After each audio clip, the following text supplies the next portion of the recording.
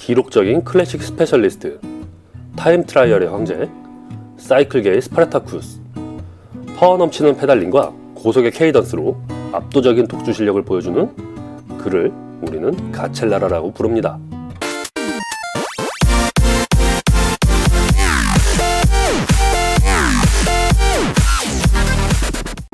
1981년 3월 스위스에서 태어난 파비앙 칸첼라라는 13살 때 처음으로 자전거에 입문하게 되었습니다.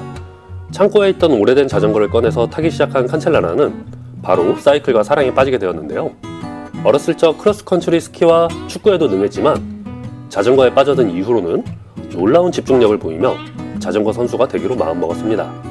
스위스의 주니어 사이클 팀에서 활약했던 그는 타임 트라이얼 부분에서 상당히 두각을 나타내었는데요. 그를 코치했던 사이클 감독은 타임 트라이얼을 할 때면 그는 항상 다른 친구들보다 머리와 어깨 이상 앞서 있었다고 그를 칭찬하기도 했습니다.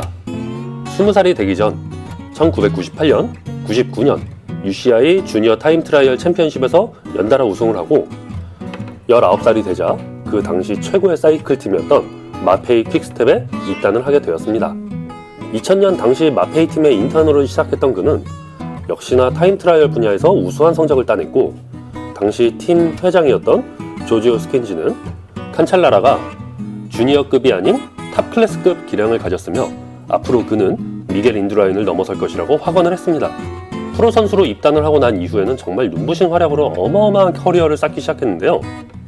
파비앙 칸첼라라는 확실히 대기만 성형 선수는 아니었습니다. 어려운 시절을 딛고 추후에 눈부신 활약을 하는 형태의 영웅도 아니었고 칸첼라라는 천재성을 갖추고 좋은 기회를 찾아 확실하게 승리하는 천재형 스타였습니다. 이러한 스타일로 성공한 선수들은 팬들과 함께 안티를 동시에 형성하는 경우가 일반적인데 칸첼라라는 달랐습니다.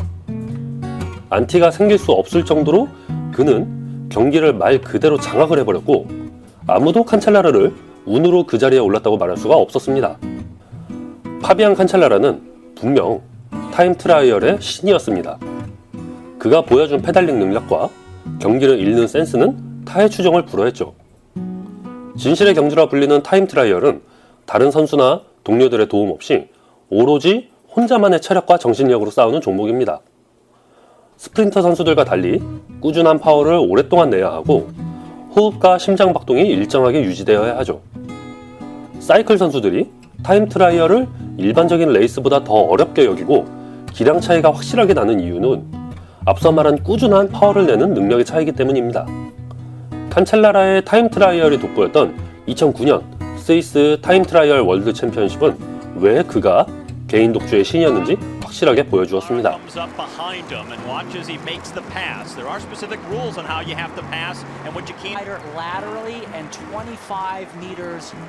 in length. So from the finish, I've never seen this at the Worlds before. Cancellara has so much time to spare.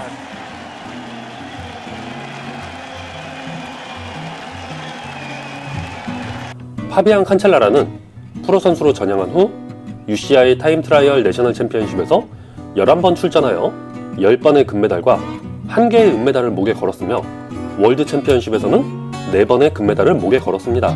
2008년 베이징 올림픽과 2016년 리우데 자네이루에서도 타임 트라이얼로 금메달을 목에 걸었죠.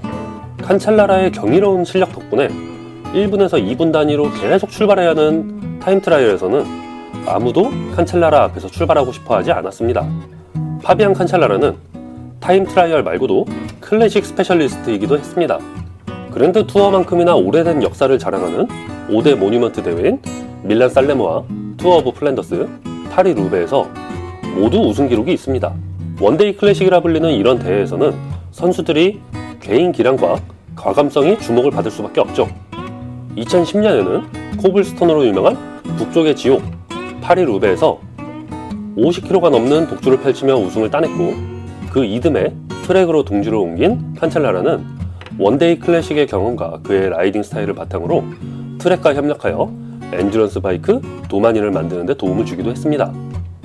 압도적인 파워와 독주 능력 덕분에 한때 칸첼라라가 기계 도핑을 하는 것이 아니냐는 논란도 있었습니다.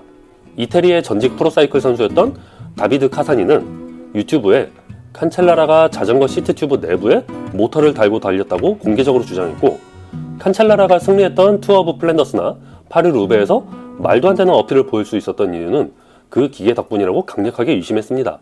실제로 그 당시 그루버라는 소형 모터가 있긴 했는데 그 기계를 작동하면 소리가 너무 크게 들리는 점과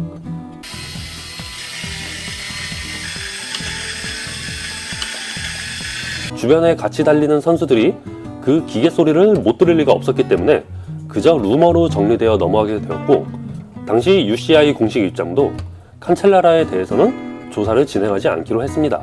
덕분에 그루버만 큰 주목을 받았죠. 칸첼라라는 카시니의 주장에 멍청한 소리를 한다고 했고, 단연코 자전거에 모터가 들어간 적도 없었고 내 다리가 모터다 라고 말하며 주장을 일축했습니다. 파비안 칸첼라라 같은 라이더 성향은 그랜드 투어 같은 스테이지 레이스에 약하기 때문에 뚜르나 지로, 부엘타 같은 대회에는 참전하지 않는 경우가 많습니다. 하지만 칸첼라라는 기꺼이 팀을 위해 희생하지 않은 선수였고 그의 능력을 이용해 팀을 우승시키기 위해 노력을 많이 기울였습니다. 타임 트라이얼로 진행되는 뚜르드 프랑스 프롤로그 스테이지에서 5번의 우승 기록이 있는데요. 덕분에 옐로 저지를 29일 동안 입을 수 있었고, 이는 뚜르드 프랑스에서 우승 기록이 없는 선수들 중에서 가장 오랫동안 입은 기록이라고 합니다.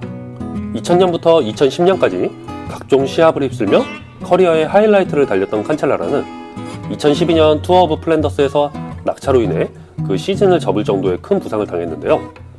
그쯤 나타난 독일의 최강 타임 트라이얼리스트 토니 마틴과 강력한 스프린터 마크 캐벤디시와 피터 사간에 밀려서 큰 활약을 하지 못하고 하향사에 들어가는 듯 했습니다. 이후 2013년, 2014년 투어 오브 플랜더스에서 연달아 우승을 하며 여전히 원데이 클래식 최강자임을 증명해냈지만 2015년 뚜르드 프랑스에서 부상을 당하며 시즌을 정리했고 2016년 리우데 자네이루 올림픽에서 타임 트라이얼 금메달을 마지막으로 최고의 자리에서 내려와 화려한 은퇴를 하게 되었습니다. 칸첼라라의 타임 트라이얼을 보면 한 마리의 거친 경주마가 죽어라고 달리는 모습이 떠오릅니다.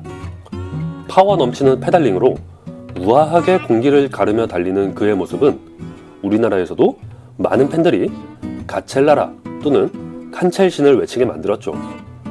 은퇴 후 가족의 품으로 돌아간 칸첼라라. 많은 팬들은 그의 파워 넘치는 라이딩을 오랫동안 기억할 것입니다.